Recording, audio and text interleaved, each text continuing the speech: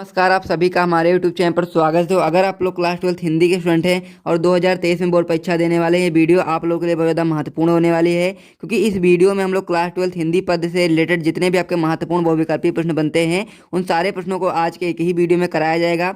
पद टॉपिक से रिलेटेड आप लोगों के 50 महत्वपूर्ण बहुविकल्पी प्रश्नों को आज के एक ही वीडियो में किया जाएगा। तो वीडियो के अंत तक बने रहना, हर एक क्वेश्चन को अपनी कॉपी में नोट करते हुए चलना। अगर आप लोग को इसी प्रकार से इन सारी चीज़ों का PDF चाहिए, यानी कि अगर आप लोग class 12 biology, physics, chemistry, Hindi, English के सभी चैप्टर्स के note plus important question answer चाहिए, तो आप लोग हमारा ग्रुप ज्वाइन कर सकते हैं। इसका चार्ज केवल 150 है। ये सारा PDF आपको वहाँ पर देखने को मिल जाएगा। ठीक, तो सारे PDF को आप लोग पाना चाहते हैं तो आप लोग को इतना कॉस्ट देना पड़ेगा। डिस्क्रिप्शन में आपको मेरा व्हाट्सएप नंबर मिल जाएगा, जिनको भी ज्वाइन करना है वो लोग मैसेज कर लेना। ठीक, अब हम लोग इस टॉपिक की बात कर लेते हैं। तो आज के इस वीडियो में हम लोग महत्वपूर्ण बहुविकल्पी प्रश्न करने वाले हैं, जो आपका पद से रिलेटेड होता है, नहीं कह सकते काव्य से रिलेटेड होता है, जो आपके बोर्ड एग्जाम में 5 नंबर के लिए आता है। यहीं पर अगर हम लोग बात करें गद्य की, तो गद्य से जितने भी आपके महत्वपूर्ण 50 बहुविकल्पी प्रश्न बनते थे, उन सारे प्रश्नों को हम लोग एक ही वीडियो में कंप्लीट कर चुके हैं ऑलरेडी। अगर आपने उस वीडियो को नहीं देखा है तो इस वीडियो को देखने के बाद आप लोग उसे भी जाकर के जरूर देख लेना। ठीक, तो चलिए दोस्तों वीडियो को शुरू करते हैं। वीडियो बहुत ज़्यादा महत्वपूर्ण होने वाली है, इसलिए वीडियो के अंत तक बने रहना। हर एक क्वेश्चन को अच्छे तरीके से नोट कर लेना, क्योंकि जितने भी क्वेश्चन कराने वाला हूँ सारे बहुत ज़्यादा महत्वपूर्ण हैं और आपके बोर्ड एग्जाम में आए हुए प्रश्न हैं। ठीक, तो वीडियो के अंत तक बने रहना, तभी आप लोग को सभी क्वेश्चन अच्छे तरीके से समझ में आएंगे। तो चलिए दोस्तों वीडियो को शुरू करते हैं।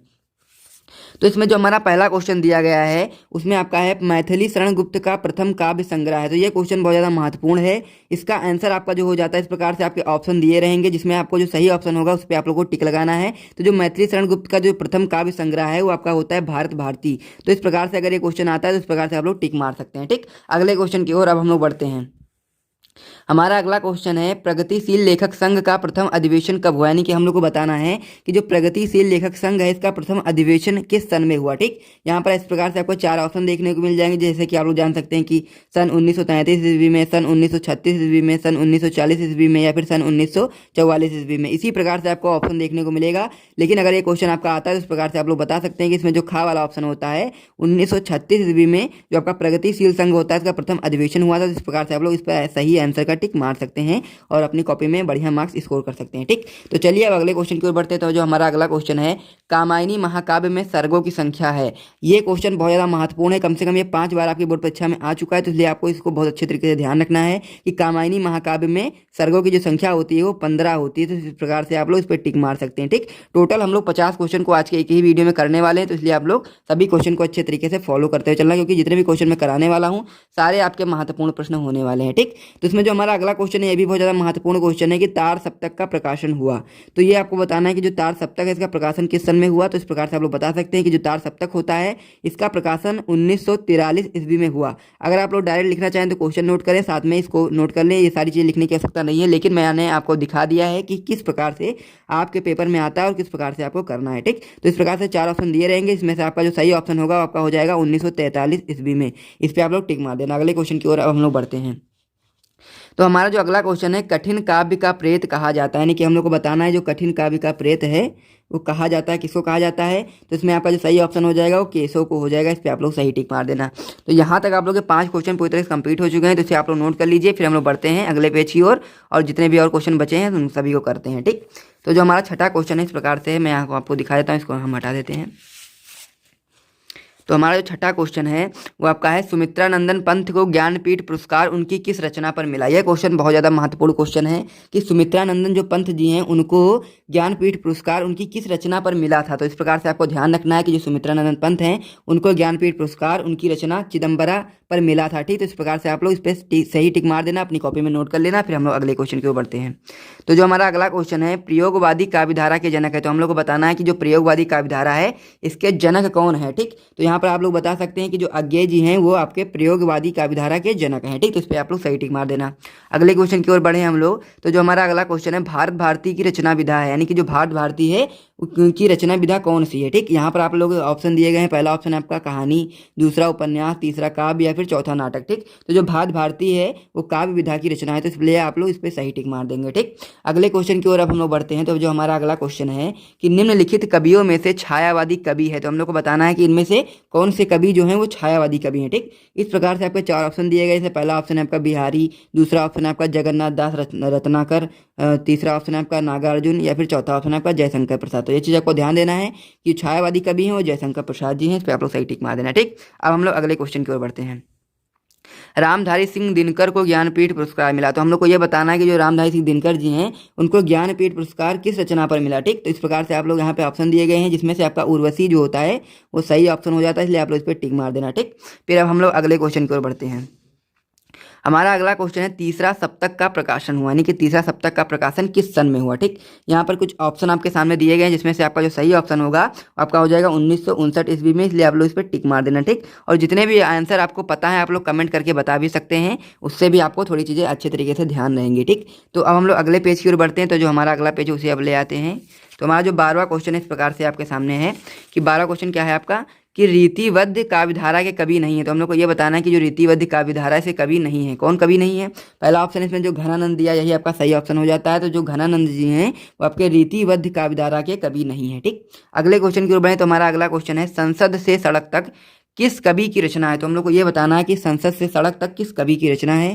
पहला ऑप्शन इसमें दिया गया है मुक्तिबोध, दूसरा ऑप्शन आपका दिया गया है धूमिल, तीसरा ऑप्शन नागार्जुन, चौथा ऑप्शन अज्ञेय। ठीक, तो संसद से सड़क तक जो रचना है वो धूमिल कवि की रचना है। ठीक, तो इस प्रकार से इस पर सही टिक मार देना। ठीक, अगले क्वेश्चन की ओर बढ़े। तो जो हमारा 14वां क्वेश्चन है बहुत ज़्यादा इंपॉर्टेंट क्वेश्चन है ये कि तार सप्तक के संपादक हैं। तो हम लोग को ये बताना है कि जो तार सप्तक है इसके संपादक कौन है। ठीक, तो इस पर आपका जो सही ऑप्शन हो जाता है वो आपका अज्ञेय हो जाता है, इसलिए आप लोग इस पर टिक मार देना। ठीक, तो यहाँ पर आपको दो चीज़ें ध्यान देनी है। सबसे पहली चीज़ तो आपको ध्यान देना है कि तार सप्तक के संपादक कौन है, जैसा कि मैंने बता दिया अज्ञेय होते हैं। और ये भी आपको ध्यान देना है कि जो तार सप्तक है इसका प्रकाशन किस सन में हुआ। ठीक, तो आप लोगों को अभी मैंने आपको पिछले क्वेश्चन में बताया था पिछले पेज पर कि 1943 ईस्वी में तार सप्तक का कह सकते हैं कि प्रकाशन हुआ था। ठीक, अब हम लोग अगले क्वेश्चन की ओर बढ़ते हैं। तो जो हमारा अगला क्वेश्चन है वो आपका है हिंदी का प्रथम कवि माना जाता है, यानी कि जो हिंदी है उसका प्रथम कवि किसे माना जाता है।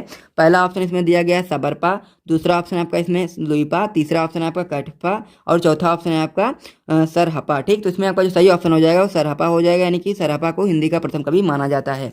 अब हम लोग अगले क्वेश्चन की ओर बढ़ते हैं। तो हमारा अगला क्वेश्चन है खलिक बरी के रचयिता हैं। ये भी इंपॉर्टेंट क्वेश्चन है कि खलिक बरी के रचयिता कौन है। तो इसमें जो आपका सही ऑप्शन हो जाता है वो आपका हो जाता है अमीर खुसरो। ठीक, तो इस पर आप लोग सही टिक मार देना। अब हम लोग अगले क्वेश्चन की ओर बढ़ते हैं। तो हमारा अगला क्वेश्चन है हिंदी साहित्य के किस काल को स्वर्ण युग कहा जाता है। ये भी इंपॉर्टेंट क्वेश्चन है कि हिंदी साहित्य के किस काल को स्वर्ण युग कहा जाता है। तो आपको ये चीज़ ध्यान देना है कि जो हिंदी साहित्य का भक्ति काल है उसे हम लोग स्वर्ण युग के नाम से जानते हैं। ठीक, तो इस प्रकार से आप लोग जान सकते हैं। इतने सारे क्वेश्चन हम लोग कंप्लीट हो चुके हैं, 17 क्वेश्चन। अब हम लोग अगले पेज पर बढ़ते हैं और भी जितने भी क्वेश्चन बचे हैं उनको भी करते हैं। ठीक, तो इसमें हमारा जो 18वां क्वेश्चन है वो आपका है पारिजात किस कवि के गीतों का संकलन है। तो हम लोग को यह बताना है कि जो पारिजात है वो किस कवि के गीतों का संकलन है। पहला ऑप्शन इसमें दिया गया अयोध्या सिंह उपाध्याय हरिओ, दूसरा ऑप्शन महादेवी वर्मा, तीसरा ऑप्शन सुमित्रानंदन पंत या फिर चौथा ऑप्शन मैथिली शरण गुप्त। ठीक, तो पारिजात जो है वो अयोध्या सिंह उपाध्याय हरिओद के गीतों का संकलन है, इसलिए पहला वाला जो ऑप्शन हो जाता है सही ऑप्शन हो जाता है, इस पर आप लोग टिक मार देना। अब हम लोग अगले क्वेश्चन की ओर बढ़ते हैं। तो हमारा जो अगला क्वेश्चन है इनमें से किस कवि को ज्ञानपीठ पुरस्कार नहीं मिला है। ठीक, तो यहाँ पर कुछ कवियों के नाम दिए गए हैं जिनमें से हमको बताना है कि किस कवि को ज्ञानपीठ पुरस्कार नहीं मिला है। ठीक, तो इसमें जो आपका सही ऑप्शन हो जाता है वो आपके हो जाते हैं जयशंकर प्रसाद जी, जिनको ज्ञानपीठ पुरस्कार नहीं मिला है। तो यहाँ तक जितने भी क्वेश्चन मैं आपको बता रहा हूँ सारे क्वेश्चन इंपॉर्टेंट हैं। अगर आप लोग उन सभी को ध्यान रखेंगे तो डेफिनेटली अपने बोर्ड एग्जाम में आप लोग बहुत ही अच्छा स्कोर करेंगे। अब हम लोग अगले क्वेश्चन की ओर बढ़ते हैं। हमारा अगला क्वेश्चन है सुमित्रानंदन पंत की रचना नहीं है। तो हम लोग को इसमें बताना है कि जो सुमित्रानंदन पंत हैं उनकी कौन सी रचना नहीं है। 4 ऑप्शन दिए गए, इसमें से हम लोग को चुन के बताना है कि इसमें से कौन सी जो रचना है वो सुमित्रानंदन पंत की नहीं है।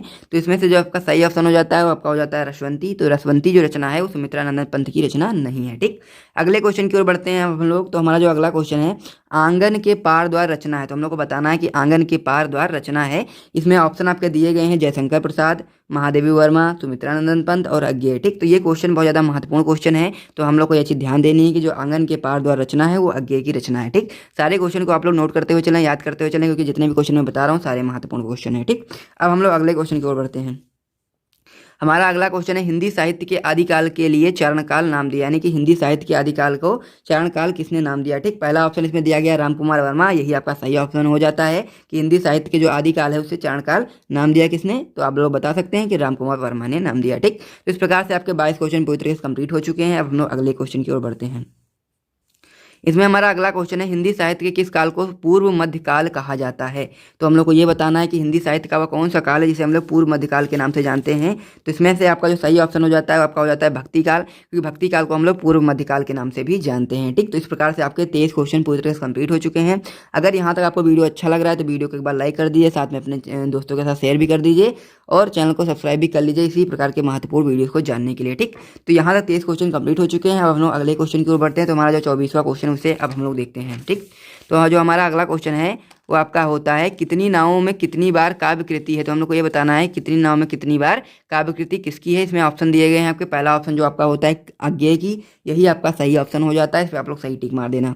अगला क्वेश्चन है कि प्रिय प्रवास काव्य कृति का मुख्य रस है। ये भी बहुत ही इंपॉर्टेंट क्वेश्चन है, इसे भी आप लोग को ध्यान देना अच्छे तरीके से कि जो प्रिय प्रवास है काव्य कृति का जो मुख्य रस है वो आपका वियोग श्रृंगार है, इसलिए आप लोग इस पर सही टिक मार देना। ठीक, अब हम लोग अगले क्वेश्चन की ओर बढ़ते हैं। तो हमारा अगला क्वेश्चन है हरी घास पर क्षण भर कृति निम्नलिखित में से किसकी है। ठीक, ये चीज़ आपको बताना है कि हरी घास पर क्षण भर कृति जो है वो किसकी है। ठीक, इसमें ऑप्शन दिए गए हैं। पहला ऑप्शन है भवानी प्रसाद मिश्र, दूसरा ऑप्शन है बालकृष्ण शर्मा नवीन, तीसरा ऑप्शन है आपका अज्ञेय या फिर चौथा ऑप्शन है आपका नागार्जुन। ठीक, तो इसमें से जो आपका सही ऑप्शन हो जाता है वो आपका हो जाता है अज्ञेय। ठीक, यानी हरी घास पर क्षण भर जो कृति है वो अज्ञेय की कृति है। ठीक, तो यहाँ तक आपके 26 क्वेश्चन पूरी तरह से कंप्लीट हो चुके हैं। अब हम लोग अगले क्वेश्चन की ओर बढ़ते हैं। तो हमारा जो 27वां क्वेश्चन है वो आपका है मैथिली शरण गुप्त द्वारा रचित कृति है। तो हम लोग को ये बताना है कि जो मैथिली शरण गुप्त द्वारा जो रचित कृति है वो कौन सी कृति है। ठीक, यहाँ पे कुछ ऑप्शन दिए गए हैं। पहला ऑप्शन है दान लीला, दूसरा ऑप्शन है रसकलश, तीसरा ऑप्शन है आपका आतिमा या फिर चौथा ऑप्शन है आपका पद छिड़ा। तो जो पद छिड़ा है यही आपका सही ऑप्शन हो जाता है, इसलिए आप लोग इस पर सही टिक मार देना। ठीक, अब हम लोग अगले क्वेश्चन की ओर बढ़ते हैं। तो हमारा जो अगला क्वेश्चन है रामधारी सिंह दिनकर द्वारा रचित ग्रंथ है। तो हम लोग को ये बताना है कि रामधारी सिंह दिनकर द्वारा रचित ग्रंथ कौन सा है। ठीक, इसमें से जो आपका पहला ऑप्शन हो जाता है वही आपका सही ऑप्शन हो जाता है, यानी कि जो हुंकार है वो रामधारी सिंह दिनकर द्वारा रचित ग्रंथ है। ठीक, अब हम लोग अगले क्वेश्चन की ओर बढ़ते हैं। तो हमारा जो अगला क्वेश्चन है 29वां क्वेश्चन है लहर के रचनाकार हैं। ठीक, तो यहाँ पर कुछ ऑप्शन दिए गए हैं। तो जो लहर के रचनाकार आप लोग बता सकते हैं, इंपॉर्टेंट क्वेश्चन है कि जयशंकर प्रसाद जी जो हैं वो लहर के रचनाकार हैं। तो यहाँ तक हम लोग के 29 क्वेश्चन पूरी तरह से कंप्लीट हो चुके हैं, इसे भी आप लोग नोट कर लीजिए। फिर हम लोग अगले पेज पर बढ़ते हैं और आपके जो जितने भी आपके 21 क्वेश्चन और बचते हैं उनको भी हम लोग अच्छे तरीके से करते हैं। ठीक, तो यहाँ तक आप लोग नोट कर लीजिए, फिर हम लोग बढ़ते हैं अगले पेज की ओर। ठीक, तो ये आप लोग नोट कर सकते हैं, फिर हम लोग बढ़ते हैं अगले पेज की ओर। तो हम लोग अगले क्वेश्चन की ओर बढ़ते हैं। तो हमारा जो 30वां क्वेश्चन उसे आप लोग देख लीजिए। हमारा जो 30वां क्वेश्चन है वो आपका है दिनकर को ज्ञानपीठ पुरस्कार मिला, यानी कि हम लोग को बताना है कि किस सन में दिनकर को ज्ञानपीठ पुरस्कार प्राप्त हुआ। ठीक, तो इसमें हम लोग बता सकते हैं कि वर्ष 1972 ईस्वी में दिनकर को ज्ञानपीठ पुरस्कार मिला। ये क्वेश्चन इंपॉर्टेंट है, इसे आप लोग ध्यान देना है। इस सन को आप लोग को याद रखना अच्छे तरीके से कि रामधारी सिंह दिनकर को 1972 ईस्वी में ज्ञानपीठ पुरस्कार मिला। ठीक, तो ये चीज़ आपको ध्यान रखना है। फिर हम लोग अगले क्वेश्चन की ओर बढ़ते हैं। तो जो हमारा अगला क्वेश्चन है आदिकाल का एक अन्य नाम बताना है। ठीक, हम लोग को ये बताना है कि जो आदिकाल होता है उसका एक अन्य नाम बताना है। तो यहाँ पर कुछ नाम दिए गए हैं, यहाँ पर आप लोग को इसमें से सही ऑप्शन बताना है जो मैं आपको बताने वाला हूँ। तो आप लोग ध्यान दीजिएगा। तो इसमें कौन कौन सा ऑप्शन दिया गया। पहला ऑप्शन आपका स्वर्ण युग है, दूसरा ऑप्शन आपका सिद्ध सामंत काल है, तीसरा ऑप्शन आपका श्रृंगार काल है और चौथा ऑप्शन आप लोगों का जो है आपका होता है भक्ति काल। ठीक, तो इसमें से आपका जो सही ऑप्शन हो जाता है वो क्या हो जाता है सिद्ध सामंत काल। ठीक, मतलब कि आपको ये ध्यान रखना है कि जो आपका आदिकाल का एक और नाम जो है वो आपका हो जाता है सिद्ध सामंत काल। ठीक, अब हम लोग अगले क्वेश्चन की ओर बढ़ते हैं। तो हमारा जो अगला क्वेश्चन है कि ज्ञानाश्री काव्य धारा शाखा के प्रतिनिधि प्रमुख कवि हैं, यानी कि हम लोग को ये बताना है कि ज्ञानाश्रयी जो आपका काव्य धारा है इस शाखा के प्रतिनिधि कवि कौन है। ठीक, तो यह चीज़ हमको बताना है। तो इसमें आपके ऑप्शन दिए गए हैं। पहला ऑप्शन इसमें दिया गया तुलसीदास, दूसरा ऑप्शन इसमें दिया गया सूरदास, तीसरा ऑप्शन इसमें कबीरदास और चौथा ऑप्शन नंददास दिया गया है। ठीक, तो इसमें से जो आपका सही ऑप्शन हो जाता है आपका हो जाएगा कबीरदास। ठीक, तो ये चीज़ आपको ध्यान देना है कि जो आपका ज्ञानाश्रयी काव्य धारा है शाखा के जो प्रमुख प्रतिनिधि जो कवि हैं वो आपके हो जाते हैं कबीरदास। अब हम लोग अगले क्वेश्चन की ओर बढ़ते हैं। तो हमारा अगला क्वेश्चन है दूसरा सप्तक का प्रकाशन वर्ष है, यानी कि जो दूसरा सप्तक है इसका प्रकाशन वर्ष कौन सा है। इसमें कुछ ऑप्शन दिए गए। इसमें पहला ऑप्शन आपका दिया गया 1943 ईस्वी में, दूसरा ऑप्शन 1961 ईस्वी में, तीसरा ऑप्शन 1959 ईस्वी में और चौथा ऑप्शन आपका 1951 ईस्वी में। ठीक, तो दूसरा सप्तक का जो प्रकाशन वर्ष है वो आपका 1951 ईस्वी, इसलिए आप लोग उस पर टिक मार देंगे। अब हम लोग अगले क्वेश्चन की ओर बढ़ते हैं। तो हमारा अगला क्वेश्चन है कला और बूढ़ा चांद पर सुमित्रानंदन पंत को पुरस्कार प्राप्त हुआ। तो ये क्वेश्चन का आंसर आप लोगों को बताना है। तो यहाँ पे कुछ ऑप्शन दिए गए हैं जिसमें पहला ऑप्शन आपका दिया गया है साहित्य अकादमी, दूसरा ऑप्शन आपसे में दिया गया है ज्ञानपीठ, तीसरा ऑप्शन इसमें दिया गया है मंगला प्रसाद, चौथा ऑप्शन इसमें दिया गया सोवियत लैंड नेहरू। ठीक, तो इसमें से जो आपका सही ऑप्शन हो जाता है ऑप्शन नंबर ए, यानी कि का वाला जो हो जाता है साहित्य अकादमी, इस पर आप लोग टिक मार देना, ये आपका सही ऑप्शन हो जाता है। ठीक, तो यहाँ तक अगर वीडियो आपको पसंद आया तो वीडियो को लाइक कर दीजिए, साथ में हमारे channel dream light education channel को सब्सक्राइब भी कर लीजिए ऐसे ही और भी महत्वपूर्ण वीडियोज़ को जानने के लिए। तो इतना नोट कर लीजिए, फिर हम लोग बढ़ते हैं अगले पेज की ओर। तो हम लोग अगले क्वेश्चन की ओर बात करें तो हमारा जो 35वां क्वेश्चन है वो है कि हिंदी का प्रथम महाकाव्य माना जाता है, यानी कि हम लोग को बताना है कि जो हिंदी का प्रथम महाकाव्य है वो किसे माना जाता है। इसमें पहला ऑप्शन दिया गया है पृथ्वीराज रासो, दूसरा ऑप्शन इसमें दिया गया रामचरितमानस, तीसरा ऑप्शन इसमें रामचंद्र का, और चौथा ऑप्शन आपका इसमें दिया गया है पद्मावत। तो इसमें से जो आपका सही ऑप्शन हो जाता है वो आपका हो जाता है पृथ्वीराज रासो, यानी कि हिंदी का प्रथम महाकाव्य जो होता है पृथ्वीराज रासो को माना जाता है, इसलिए आप लोग इस पर टिक मार दीजिएगा, आपका सही ऑप्शन हो जाता है। अब हम लोग अगले क्वेश्चन की ओर बढ़ते हैं। तो हमारा अगला क्वेश्चन है सूफी काव्यधारा के कवि, यानी कि हम लोग को ये बताना है कि जो सूफी काव्यधारा है इसे कवि कौन है। पहला ऑप्शन इसमें दिया गया रसखान है, दूसरा ऑप्शन इसमें दिया गया जायसी है, तीसरा ऑप्शन इसमें दिया गया नानक है, या फिर चौथा ऑप्शन इसमें दिया है रहीम। ठीक, तो जो सूफी काव्यधारा से कवि हैं जायसी, इसलिए आप लोग इस पर टिक मार दीजिएगा। अगले क्वेश्चन की ओर बढ़े तो हमारा अगला क्वेश्चन है अयोध्या सिंह उपाध्याय हरिओद की रचना है। ठीक, तो इसमें हम लोग को बताना है कि अयोध्या सिंह उपाध्याय हरिओद की कौन सी रचना है। इसमें चार ऑप्शन दिए गए। पहला ऑप्शन इसमें दिया गया यशोधरा, दूसरा ऑप्शन इसमें दिया गया गुंजन, तीसरा ऑप्शन इसमें दिया गया वैदेही वनवास, और चौथा ऑप्शन इसमें दिया गया लहर। तो ये क्वेश्चन बहुत ज़्यादा महत्वपूर्ण क्वेश्चन है कि जो आपका वैदेही वनवास होता है अयोध्या सिंह उपाध्याय हरिओद की रचना है। ठीक, तो इसलिए आप लोग इस पर टिक मार देना। अब हम लोग अगले क्वेश्चन की ओर बढ़ते हैं। हमारा अगला क्वेश्चन है विनय पत्रिका के रचनाकार, ये भी इंपॉर्टेंट क्वेश्चन है तो इस पर भी आप लोग को ध्यान देना है। तो विनय पत्रिका के रचनाकार में चार ऑप्शन इसमें दिए गए हैं, जिसमें पहला ऑप्शन कबीरदास हो जाता है, दूसरा ऑप्शन सूरदास, तीसरा ऑप्शन जायसी, और चौथा ऑप्शन तुलसीदास। ठीक, तो ये चीज़ आपको ध्यान देना है कि जो विनय पत्रिका है इसके रचनाकार तुलसीदास जी हैं, इसलिए आप लोग इस पर टिक मार देना। अगले क्वेश्चन की ओर अब हम लोग बढ़ते हैं। तो हमारा अगला क्वेश्चन है ये आपका यहाँ पर लिखा गया आल्यखंड, ये चीज़ आपको ध्यान देना है। यहाँ पर क्या लिखा गया है आल्यखंड, तो इसमें क्या पूछना है, क्वेश्चन में क्या पूछा गया है आल्यखंड का दूसरा नाम बताना है हम लोग को। ठीक, पहला ऑप्शन इसमें दिया गया परमाल रासो, दूसरा ऑप्शन इसमें दिया गया बीसल देव, तीसरा ऑप्शन खुमार रासो, या फिर चौथा ऑप्शन हमीर रासो। ठीक, तो इसमें से जो आपका सही ऑप्शन हो जाता है वो आपका हो जाता है परमाल रासो, इसलिए आप लोग इस पर टिक मार देना। अब हम लोग अगले क्वेश्चन की ओर बढ़ते हैं। तो हमारा अगला क्वेश्चन है खड़ी बोली का प्रथम महाकाव्य है। तो हम लोग को बताना है खड़ी बोली का प्रथम महाकाव्य कौन सा है। इसमें चार ऑप्शन आपके सामने दिए गए हैं, जिसमें से पहला ऑप्शन है आपका वैदेही वनवास, दूसरा ऑप्शन है प्रिय प्रवास, तीसरा ऑप्शन है साकेत, चौथा ऑप्शन है कामायनी। ठीक, तो खड़ी बोली का जो प्रथम महाकाव्य है वो आपका हो जाता है प्रिय प्रवास, इसलिए आप लोग इस पर सही टिक मार लेना। यहाँ तक आप लोग के 40 क्वेश्चन पूरी तरह से कंप्लीट हो चुके हैं। यहाँ तक अगर आपको वीडियो अच्छा लगा है तो वीडियो को एक बार जल्दी से लाइक कर दो, अपने दोस्तों के साथ शेयर कर दो, चैनल को सब्सक्राइब कर दो। ठीक, तो 40 क्वेश्चन आप लोग अच्छे तरीके से नोट कर लेना। अब हम लोग कुछ महत्वपूर्ण प्रश्नों के उत्तर देखने वाले हैं जो भी आपके बोर्ड एग्जाम में आ सकता है, तो उसे भी अब हम लोग देख लेते हैं। जो आपका 41वां क्वेश्चन है यहाँ पर आप लोग देख सकते हैं कि इसमें क्या क्वेश्चन दिया गया है, निम्नलिखित प्रश्नों का उत्तर दीजिए। इस प्रकार से भी क्वेश्चन आपसे आ सकता है, और इसी प्रकार से आपका कह सकते हैं कि बहुविकल्पी प्रश्न में भी आ सकता है कि आप लोग से पूछ सकता है कि आदिकाल का समय सीमा बताइए, या फिर पूर्व मध्यकाल का समय सीमा बताइए, या फिर पूर्व मध्यकाल को किस नाम से अन्य नाम से जाना जाता है, या फिर उत्तर मध्यकाल को किस और नाम से जाना जाता है। तो ये सारी चीज़ें आपकी यहाँ से कवर हो जाएंगी, इसलिए आप लोग इस क्वेश्चन को भी अच्छे तरीके से ध्यान देना। इसमें पहला क्वेश्चन दिया गया है हिंदी काव्य साहित्य के विविध कालों के नाम एवं समय बताइए। ठीक, इसमें जो पहला आपका जो काव्य साहित्य का जो विविध कालों जिसके नाम बताने हैं, इसमें जो पहला काल आपका होता है वो आपका होता है आदिकाल, जिसे हम लोग वीर गाथा काल के नाम से भी जानते हैं। इसकी जो समय सीमा होती है वो 993 से 1318 ईस्वी तक मानी जाती है। ठीक, अगला जो आपका काल होता है वो आपका होता है पूर्व मध्यकाल, जो आपका जिसे हम लोग भट्टी काल के नाम से भी जानते हैं, और इसकी समय सीमा होती है 1318 ईस्वी से 1643 ईस्वी तक। अगला इसमें होता है उत्तर मध्यकाल, जिसे हम लोग रीतिकाल के नाम से भी जानते हैं। इसकी समय सीमा 1643 से 1843 ईस्वी तक मानी जाती है। इसमें अगला होता है आपका आधुनिक काल, जिसे हम लोग गद्यकाल के नाम से भी जानते हैं, जिसकी समय सीमा होती है 1843 से अब तक की। ठीक, तो ये सारी चीज़ें आपको ध्यान देनी है। अगर इस प्रकार से क्वेश्चन आ जाता है तो आप लोग इस प्रकार से आंसर बता सकते हैं। अब हम लोग अगले क्वेश्चन की ओर बढ़ें। तो हमारा अगला जो क्वेश्चन है ये भी बहुत ही इंपॉर्टेंट क्वेश्चन है, जिसमें आपको पूछा गया है कि नई कविता का आरंभ कब से माना जाता है, यानी कि हम लोग को बताना है कि नई कविता जो है उसका आरंभ कब से माना जाता है। तो इसका आरंभ जो होता है सन 1954 ईस्वी में जगदीश गुप्त और डॉक्टर रामस्वरूप चतुर्वेदी के संपादन में नई कविता के प्रकाशन से हुआ। यह चीज़ आपको ध्यान देना है कि इसका आरंभ कब हुआ, 1954 ईस्वी में हुआ। किसके द्वारा हुआ, जगदीश गुप्त द्वारा, और साथ ही में रामस्वरूप चतुर्वेदी के संपादन में ये जो आपका कह सकते हैं कि नई कविता का आरंभ हुआ। ठीक, यह कविता जो होती है किसी वाद से बनकर नहीं चलती है। तो यहाँ तक आप लोगों के 42 क्वेश्चन पूरी तरह से कंप्लीट हो चुके हैं। अब हम लोग अगले क्वेश्चन की ओर बढ़ते हैं। इसमें हमारा अगला क्वेश्चन है आदिकाल के दो रचनाकारों के नाम लिखिए।